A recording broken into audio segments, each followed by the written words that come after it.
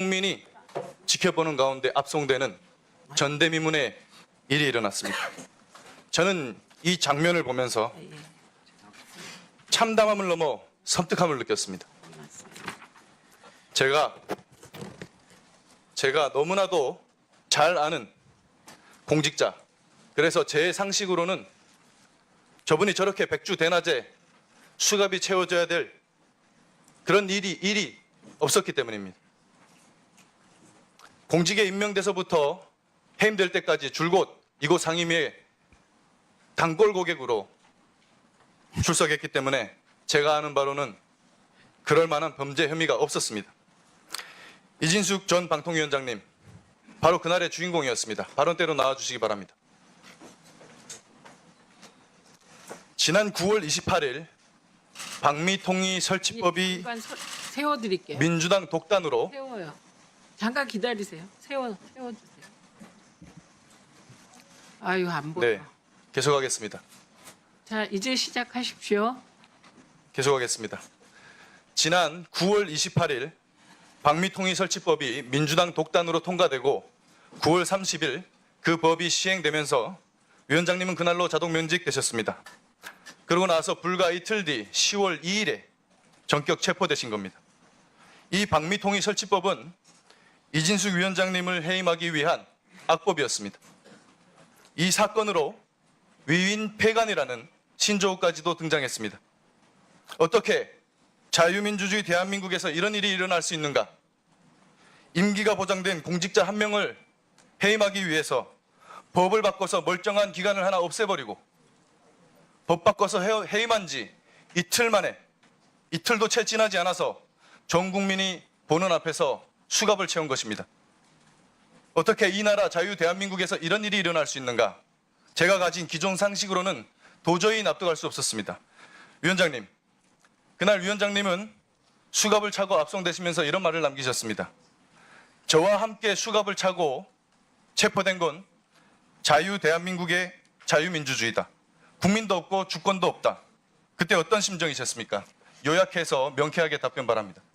방금 의원님 말씀하신 것과 100% 공감을 하고 있고 전혀 상상하지 못한 일이었습니다. 제가 이전에도 민주당과 좌파 집단은 상상하는 모든 것을 하고 또 우리가 상상하지 못하는 것도 한다라고 이야기를 했었는데 저를 잘라내기 위해서 어떤 일도 마다하지 않을 것이다 라고 생각했던 것은 상상할 수 있는 범주. 그런데 제가 자동으로 면직, 그러니까 해임되고 난 이틀 뒤에, 정확하게 얘기하면 하루 뒤에 저를 수갑까지 채워서 압송한다는 것은 상상하지 못하는 범주라고 생각합니다. 이제 이 정부는 비상식적인 것이 뉴노멀인 상황이 됐다고 생각합니다. 저는 이 사건을 이렇게 봅니다. 공개 숙청이자 공포 정치다. 이재명 정부와 더불어민주당에 대들면 이진숙처럼 된다라는 전 국민을 보라고 보낸 메시지더라고, 경고 메시지라고 봅니다. 그리고 그날의 이진숙은 이재명 대통령과 더불어민주당에 바쳐진 추석 제물이었습니다. 마치 우리에게 익숙한 사극의 한 장면이 떠올랐습니다. 흡사 폭군의 명절 잔치상에 축하 선물로 이진숙의 수급을 올려다 놓는 그런 모습이 아닌가. 폭군과 그 수하들은 그 수급을 보면서 웃고 떠들었겠죠. 그렇게 생각됩니다. 그리고 이진숙 위원장님은 체포 당일에 호송차에서 내리시면서 이런 말씀을 하셨습니다. 전쟁입니다. 이 말을 한 여인이 생각난다. 이재명이 시켰냐? 정청래가 시켰냐? 아니면 개딸이 시켰냐? 이렇게 외친 장면도 기억이 나는데 저는 마치나 이 장면이 어떤 영화의 한 장면 같았습니다. 정적들에게 칼 맞고 숨지기 전에 마지막으로 외치는 단말마 같은 그런 느낌이 들었는데 어떤 의미로 말씀하신 겁니까? 저는 경찰의 조사를 성실하게 받아왔습니다.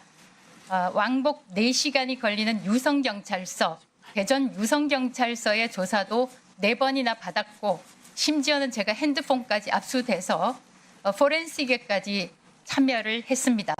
그런데 영등포 경찰서는 무슨 이유로 저에게 사실상 가짜 출석 요구서를 보내서 텔레비전 화면에 아주 굵게 이진숙 6차례 출석 요구 불응 이런 자막을 깔게 만들었을까?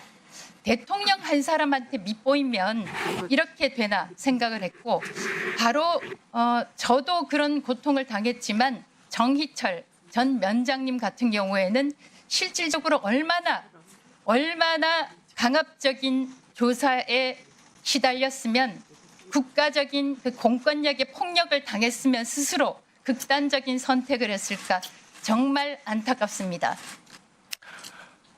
그 체포의 과정, 그 절차의 부적절성에 대해서는 추후에 또 추가 질의를 하도록 하겠습니다.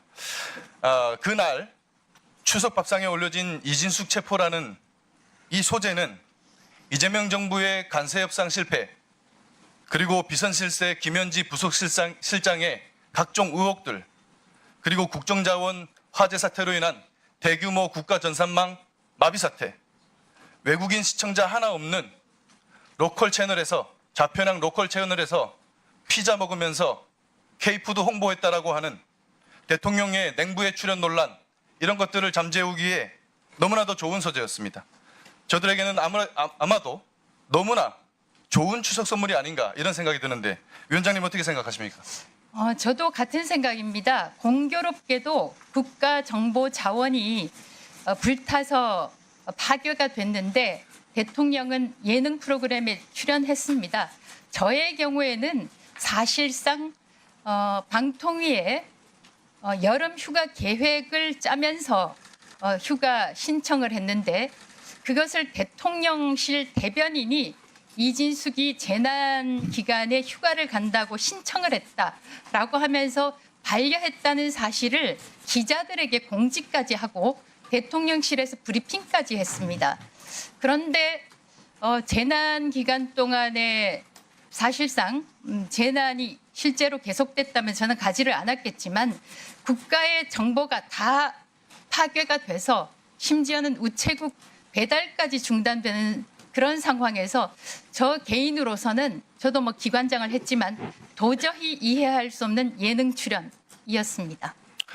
이게 얼마나 졸속적이고 정말 불법적으로 행해진 구속 절차였는지 인용률이 0%에 가까운 체포 족부심이 인용돼서 체포된 지 불과 이틀 만에 석방되셨죠. 그렇습니다. 석방되시던 날 위원장님은 또 이런 말씀을 하셨습니다. 국민께서 방송에서 이재명 대통령 일정과 함께 많이 보이는 것이 법정, 구치소, 유치소 장면이다. 대통령의 비위를 거스르면 당신들도 유치장에 가실 수 있다는 함의가 여러분이 보시는 화면에 담겼다. 이런 말씀을 하신 이유가 있을 것 같습니까? 어떻습니까? 제가 이재명 대통령이 주재하는 첫 번째 국무회의에서 3특검, 지금 그 활약상을 보고 계십니다만 3특검에 대해서 정치 보복으로 비칠 수 있다. 대통령께서는 선거 운동 기간에도 그랬었고 당선되고 난 다음에도 전 국민의 대통령이 되겠다. 통합의 대통령이 되겠다라고 말씀하셨는데 이런 부분, 특히 국민의힘은 특검 추천에 참여하지 않고 민주당과 조국혁신당만 참여를 하게 된다면 사실상 정치 보복으로 비칠 수 있다라고 말씀을 드렸습니다. 그런데 그때부터 시작되었을까요? 각종 사퇴 압박이 이어졌고 저는 쫓겨났습니다. 그래서 지금 이제 여러분들께서 실제로 국민 여러분들께서 텔레비전 화면에서 어떤 사람들은 수갑을 차고 가고 있고 어떤 사람들은 소위 내란 동조 세력이라고 해서 특검에 불려 나가고 있습니다. 그래서 저 개인적인 생각에 수갑을 또 채울 수는 없겠지만 제 생각은 그렇습니다. 대통령한테 한번 밑보이면 당신들도 이렇게 될 수 있다, 될 것이다. 그런 메시지라고 저는 생각하고 있습니다. 네, 그간 방통위원장으로서의 이진숙 위원장님 업무에 대한 그런 평가는 국민마다 다를 수 있습니다. 그러나 국민들 개개인의 평가와는 별개로 이와 같은 정말 무도한 체포 이런 일이 일어난 것에 대해서는 정말